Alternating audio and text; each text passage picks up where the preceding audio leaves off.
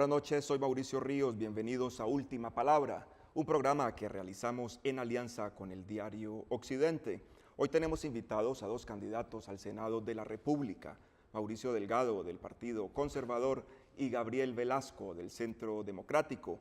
Para realizar esta entrevista nos acompaña la directora del diario Occidente, Rosa María Agudelo. Antes de empezar con las preguntas, candidatos, pues la oportunidad de saludar a los televidentes de Telepacífico y que les cuenten un poco de sus hojas de vida. Senador Delgado, bienvenido.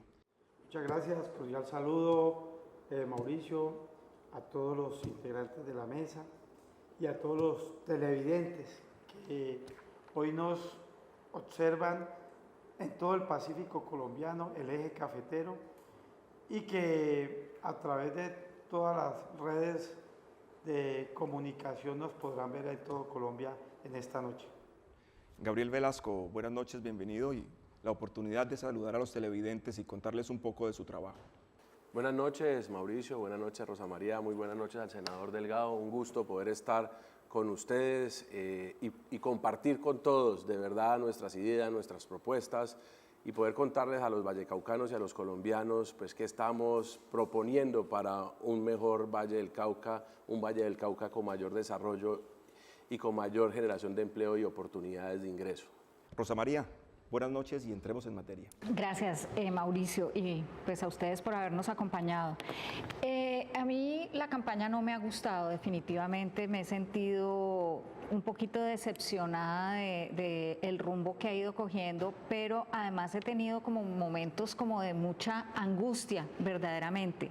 Y siento que el temor es algo que lo están usando demasiado en sus discursos, en todos los candidatos y casi todas las campañas. ¿Realmente hay una estrategia, o sea, hay verdaderos peligros o es una estrategia de mercadeo?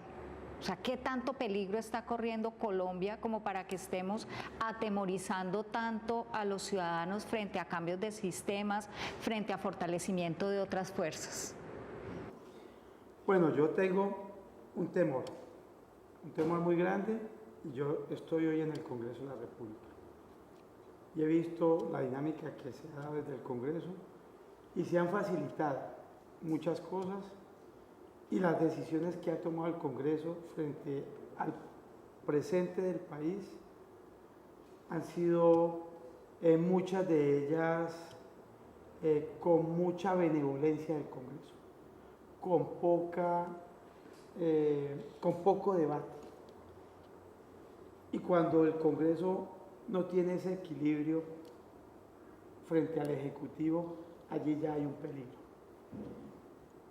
Y hoy veo con preocupación también un peligro en el país por la propia situación económica del país. Hoy el país no está en los mejores momentos. Estamos al filo del abismo. Una economía que en el 2011 creció a 6 puntos y en el 2017 crece a 1.7. Quiere decir que las cosas se están haciendo mal en el país. Y por eso hay temores hacia lo que puede venir en el futuro. ¿Qué opina Gabriel Velasco sobre el tema? ¿Siente también ese temor? Pues digamos que en gran medida por eso decidimos salir a formar parte de la solución. Yo veo un país desordenado, yo veo un país un poco descuadernado, la inseguridad está en las ciudades, está en el campo, corrupción, pues los escándalos de corrupción y para qué mencionarlos, todos los colombianos los conocemos. Como lo decía el senador Delgado, la economía no va bien, o sea, el crecimiento económico fue el más malo de los últimos 7, fue el 2016 con un crecimiento del 2%. El 2017, como lo acaba de citar él, 1.7 es el más malo de los últimos 8 años. Cuando hace uno un presupuesto de venta en cualquier compañía, lo pone a crecer por encima de inflación. La inflación fue del 4.09% y el país creció al 1.7%. O sea, la inflación está por encima del crecimiento económico, eso es preocupante. Entonces, inseguridad, corrupción, la economía no va bien, se ha perdido el orden, se ha perdido la autoridad y se ha perdido el imperio de la ley. Y yo creo que eso debe generar preocupación. ¿Qué preocupa adicional? Hay pérdida de confianza en las instituciones. El Congreso de la República está desprestigiado, los partidos políticos están desprestigiados, digamos, las altas cortes, que eran de una de las instituciones con mayor prestigio en el país, están desprestigiadas. Entonces, cuando hay una pérdida de institucionalidad, cuando no hay confianza por la ciudadanía y tenemos el panorama anterior que he mostrado, pues la realidad es que se genera preocupación en el país y yo creo que son acertadas y no es una posverdad, yo creo que son una sintomatología que el país está recibiendo y que yo creo que sería irresponsable no plantearla. Yo lo que creo es que el país, pues la ventaja que tiene el país es que el país es recuperable, lo que necesitamos es dar un giro y recobrar el rumbo que el país debe tomar, pero la preocupación es real y hoy nos vemos, porque la próxima legislatura, a mi juicio, es el momento político histórico más importante que ha tenido este país. Ahí está todo en juego. Nos vamos a encontrar con una izquierda y con un nuevo partido de las FARC que van a poner en discusión la libre empresa. Ya lo empezamos a ver en los discursos. Quieren cambiar las reglas de juego, quieren poner en tela de juicio la iniciativa privada.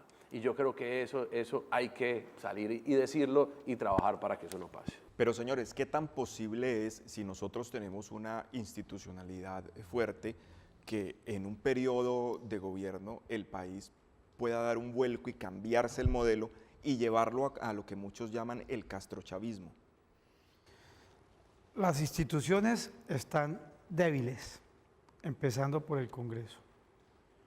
Hoy el Congreso ha dado un paso, facilitando unos avances legales que hoy nos tienen a todos más cerca de allá que de lo que hemos sido históricamente. Yo sí insisto, mientras que las instituciones se sigan organizando o que esa dependencia no garantice la independencia real que deban tener estas, aquí puede pasar todo. Aquí puede pasar todo. En Venezuela se vio una decisión del pueblo incómoda y molesta por los hechos de corrupción que marcaron durante muchos años a Venezuela. Y en un momento de desespero del pueblo colombiano, como hoy se siente aquí, que no ve ideas, no ve mensajes y el mensaje del Congreso equivocado, se puede dar lo que Dios quiera no pase. Y no me atrevo ni siquiera a mencionarlo. Y después de estar allá montados, ya es a otro cuento, con el fin y el ánimo de mantener el poder. Lo vimos con el modelo de Bogotá. Si usted va a unos sectores de Bogotá, el exalcalde de Bogotá era la panacea.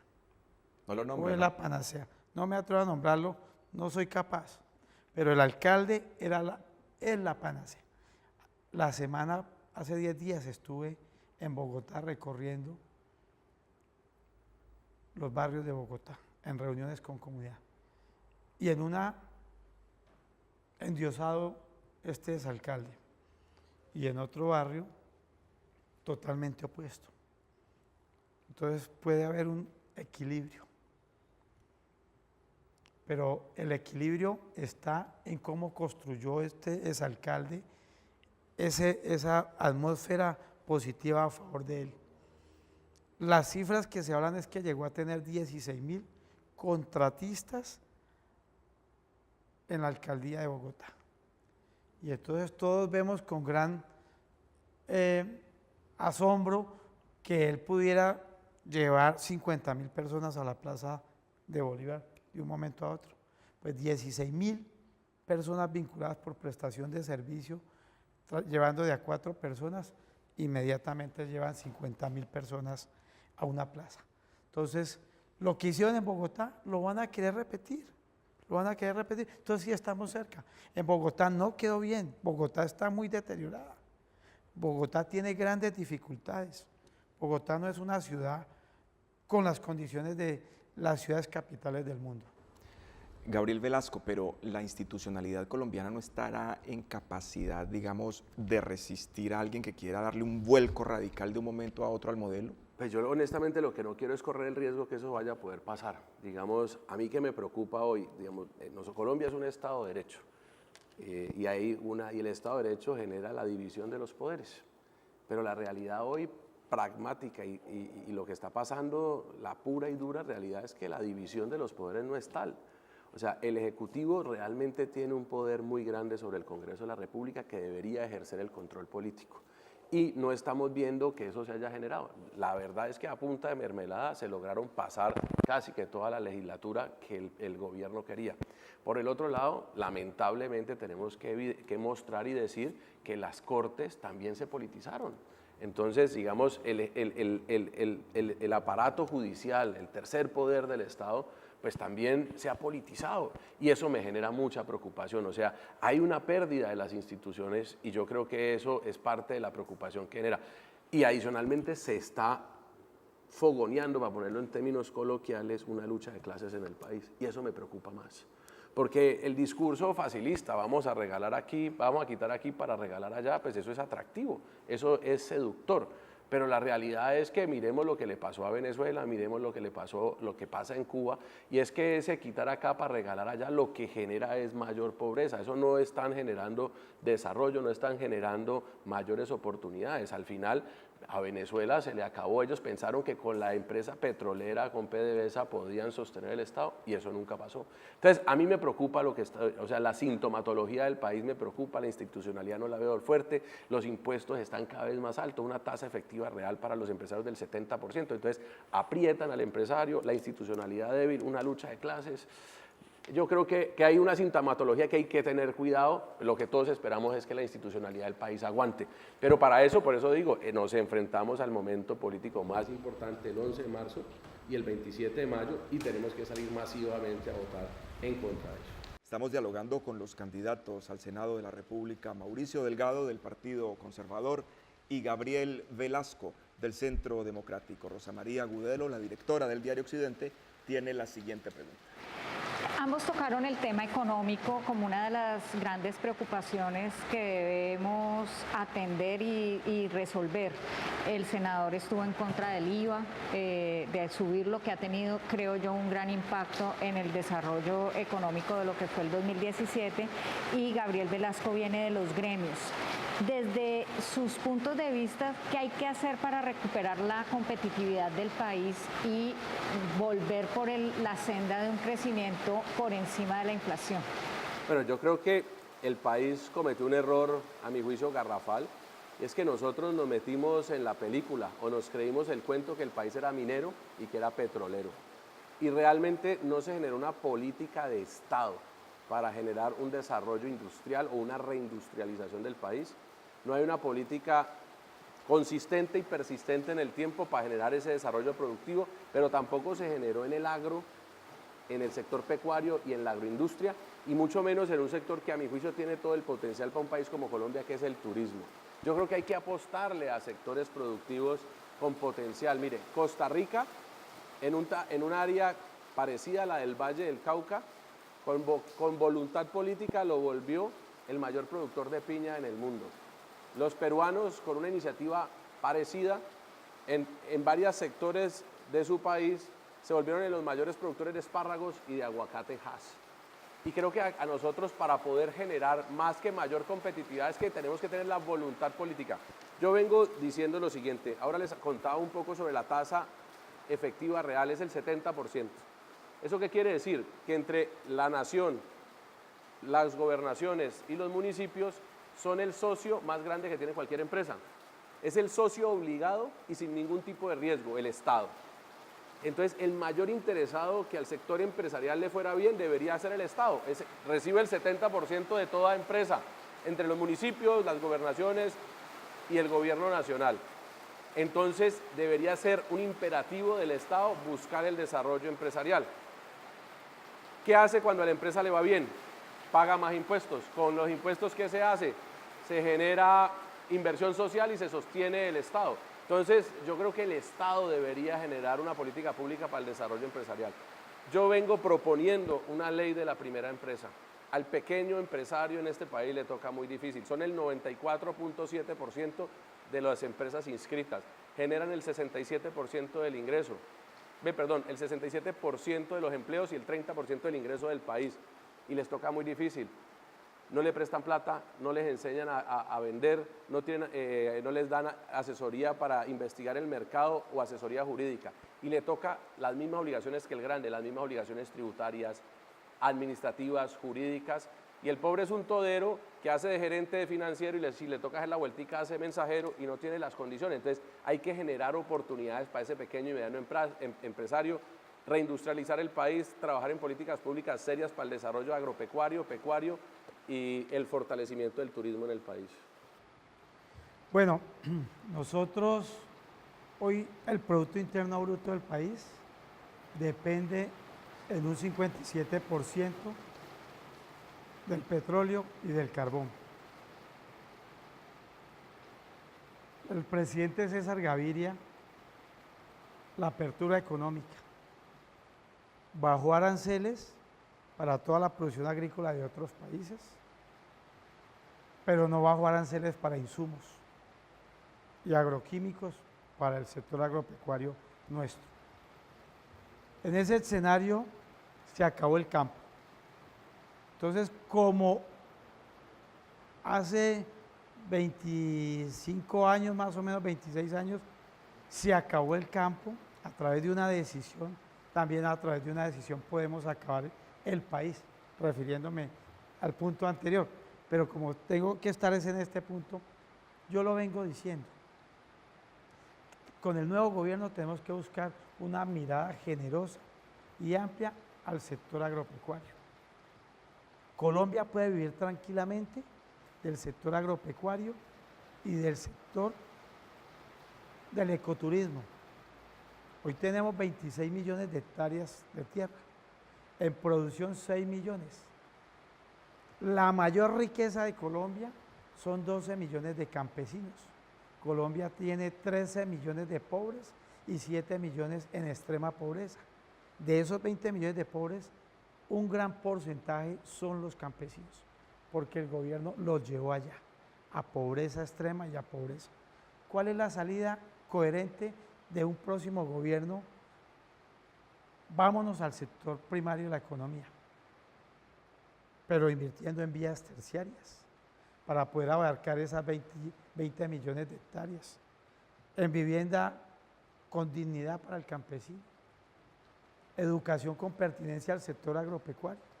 Los ingenieros del sector agrícola y pecuario que se forman en las ciudades tienen un choque con los campesinos, porque hay unos niveles de mayor producción de acuerdo al conocimiento impartido en las universidades, y los campesinos vienen con una historia de producción. Entonces, nosotros, con ese sector agropecuario, con cooperativas para comercializar la producción agrícola, en el Cauca se doblaron en las matas 11.000 piñas a un pequeño productor y 15.000 a otro, porque no hubo una comercialización. ¿Qué más falta? La agroindustria, para que esas 15.000 piñas y esas 11.000 de otro productor se hubieran transformado aquí y darle el valor agregado para que la riqueza quede en manos del campesino. Y obviamente para poder competir con otros territorios es los subsidios que es el desarrollo tecnológico, en equipamiento para el campo. Ahí es donde yo veo una oportunidad para que Colombia, no vamos a abandonar el tema de los combustibles porque los necesitamos, pero no es la misma potencialidad producir a menor escala como producen otros países. Pero yo me reservo para más adelante a redondear esta idea con unas propuestas para poder articular un tema macro de lo que podemos construir desde el Congreso y con un nuevo gobierno para cambiar el rumbo del país. Continuamos en Última Palabra, un programa que realizamos en alianza con el Diario Occidente.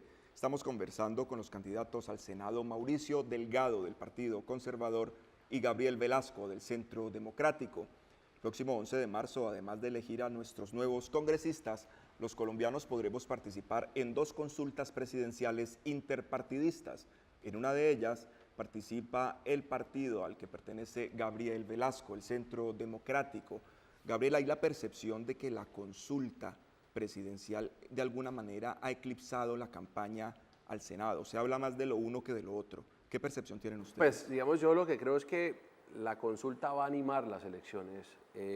Digamos, como yo lo manifestaba al inicio del programa, digamos, y ahora que uno sale a recorrer pues, los municipios, los barrios, se encuentra con que eso que se dice en las encuestas es real, o sea, la gente tiene desconfianza, hay apatía, cuando uno le va a contar, pues yo que no era político y ahora lo soy, apenas va a echar uno el discurso político, la gente cambia la mirada, la gente es escéptica y hay poca credibilidad.